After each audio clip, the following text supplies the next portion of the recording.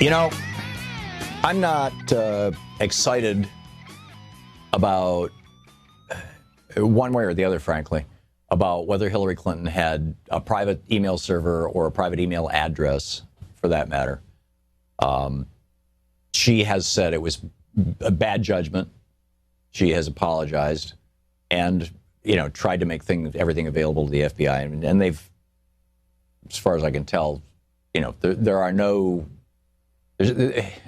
indications of any actual wrongdoing, but at least so far, and I'm frankly not expecting there to be any. I think that, you know, there was a reasonable consciousness on her part and on Huma Abedin's part, for that matter, who kept saying no to people from the emails that we've seen, that entangling Clinton Foundation business and Secretary of State business was not a good thing.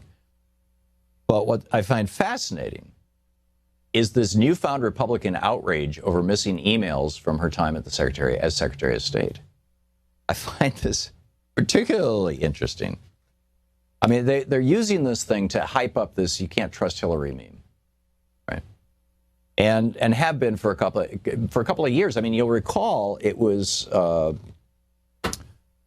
what was his name? Livingston, the guy who was going to be the House Majority. He's now the House Majority Whip. He was going to be Speaker of the House, and who said, you know, on television, and in fact, it's why he's no longer. It's why he didn't get to be Speaker of the House. Why Paul Ryan got the job.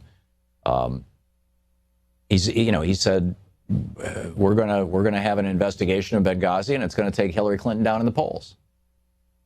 Well, it didn't work out quite that way, but the correspondence thing is. So I just wanted to share with you a few details. This is Nina Burley writing over at rawstory.com. And she points out, you know, this frenzy and furor, this Sturm und Drang, this Republican hysteria over Hillary Clinton's emails is now in its 16th month and going. She writes, the last Republican presidential nominee, Mitt Romney, deleted his entire email correspondence during his 4 years as governor of Massachusetts. So no records exist from 2002 to 2006.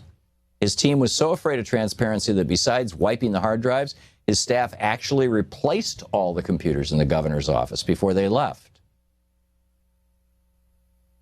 And this wasn't just Mitt Romney who did this. George W. Bush, Dick Cheney, and Alberto Gonzales had 22 million emails go missing. 5 million of them apparently from George Bush and Dick Cheney.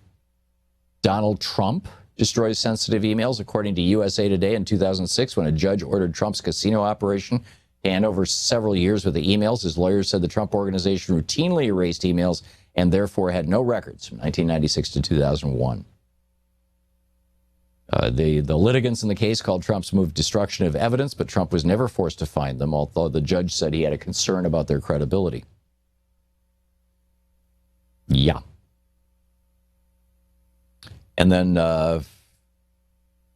this is interesting. This is a book, Man of the World, The Further Endeavors of Bill Clinton by Joe Conason. And he describes this conversation, which takes place at dinner for Hillary Clinton soon after she was appointed Secretary of State, quoting Joe Conason from his book.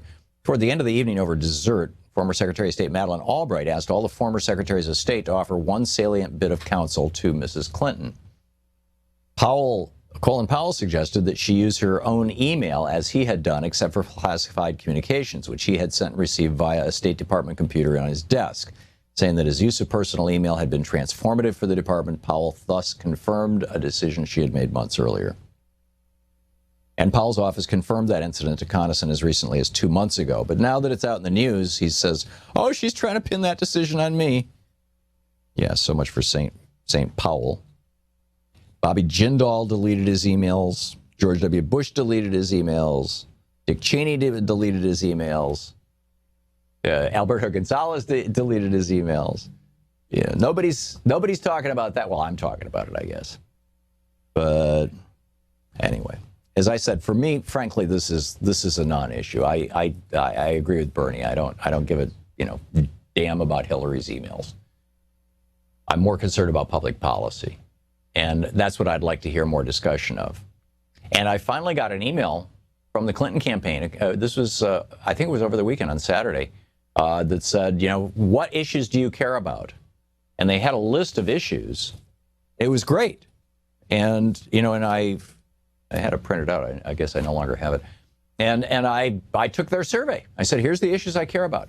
One of the things I thought was interesting was that trade was not on the list.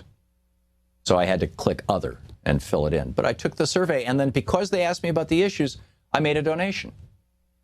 And until I hit my $1,700 limit, every time they send me an email asking about issues or telling me the Clinton campaign's position on issues, I will make a donation. But, you know, emails that say, hey, you know, get a customized bumper sticker or Donald Trump is evil, doesn't make it. Doesn't make it. I really think this campaign needs to be talking about the issues, because that's you know, if the Sanders candidacy proved anything, it was that people care about the issues. People were not just like hysterically happy that a 73-year-old Jewish guy had decided that he was going to run for president. It was the issues that he was talking about, pure and simple.